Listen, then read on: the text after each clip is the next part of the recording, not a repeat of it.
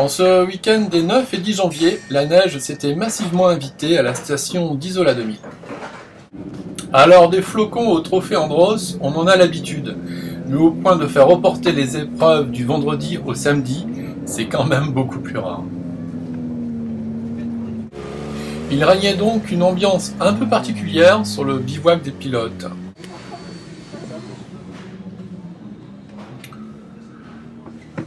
Où l'on reconnaissait, comme d'habitude,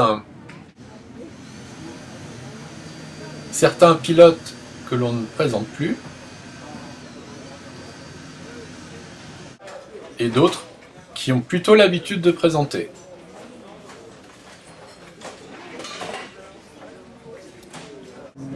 Il y avait également des responsables heureux de porter le chapeau.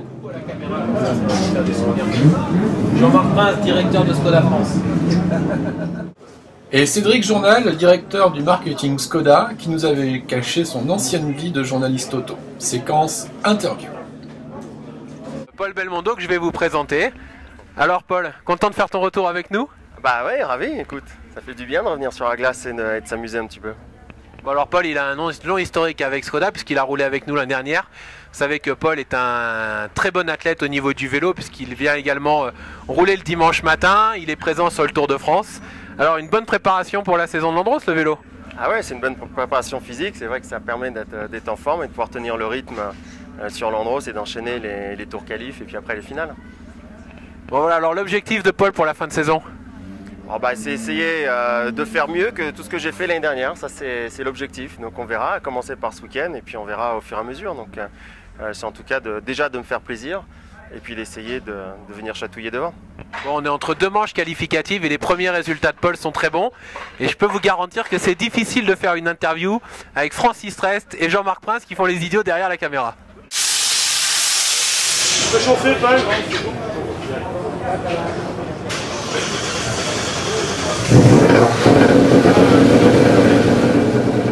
Animé par un V6 24 soupapes de 350 chevaux, cette Skoda dispose de 4 roues motrices et directrices.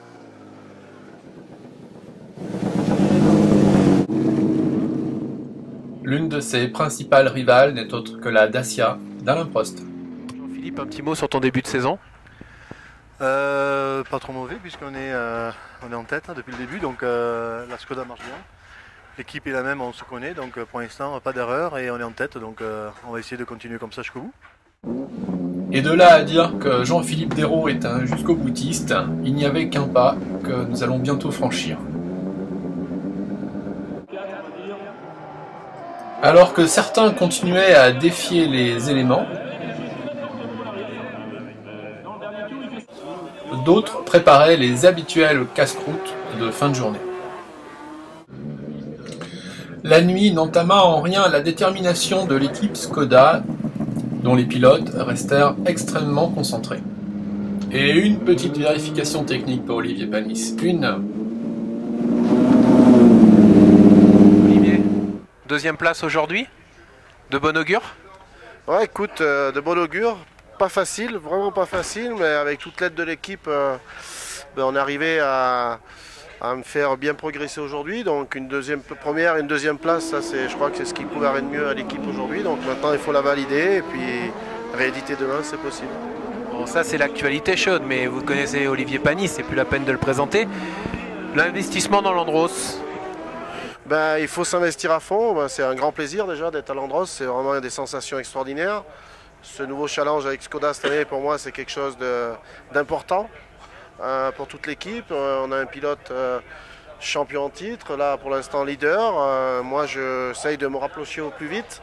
Donc, non, super motivé, mais il faut gagner des courses. Bon, et là, sur la deuxième manche, on a l'impression quand même que tu as changé 2-3 petites choses dans ton pilotage.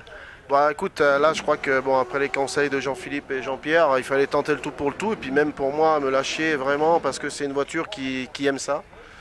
C'est pas facile, honnêtement, mais en tout cas, ça a marché. Donc voilà, c'est ce qui est important. Bon, on va lui souhaiter bonne chance. De la chance, certainement, mais c'est également toute la technicité de l'écurie Skoda, alliée au talent de leurs pilotes, qui fit la différence ce week-end-là.